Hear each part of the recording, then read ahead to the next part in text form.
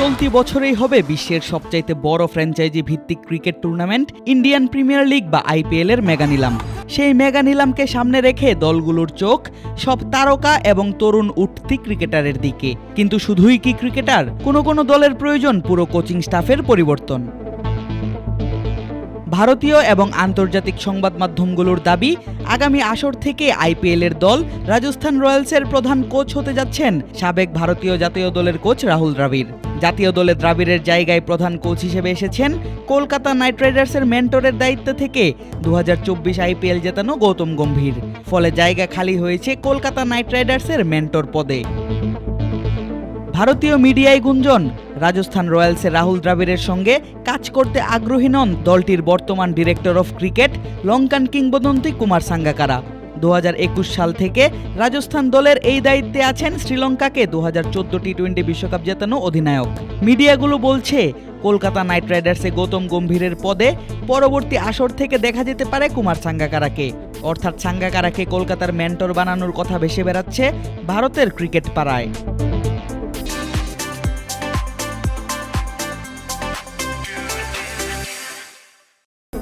কিন্তু শুধু মেন্টর হলেই হবে না, কলকাতার দরকার পূর্ণাঙ্গ কোচিং স্টাফ। দলটির প্রধান কোচ চন্দ্রকান্ত পণ্ডিত এখনও স্বপদে বহাল থাকলেও দলে নেই সহকারী কোচ এবং ফিল্ডিং কোচ।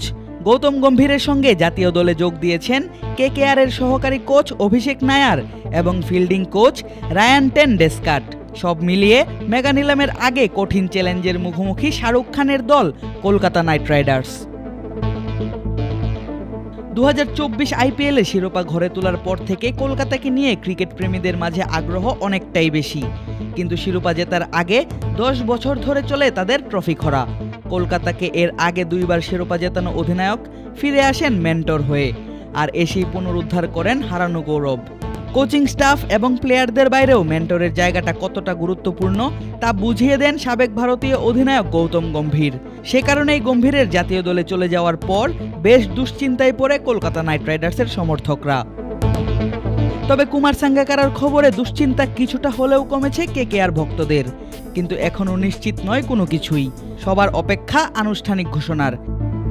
মেগা নিলামের আগে নিশ্চয়ই মেন্টর এবং কোচদের ব্যাপারে সিদ্ধান্ত চূড়ান্ত করবে শাহরুখ খানের দল। Adib Ashraf, crick frenzy.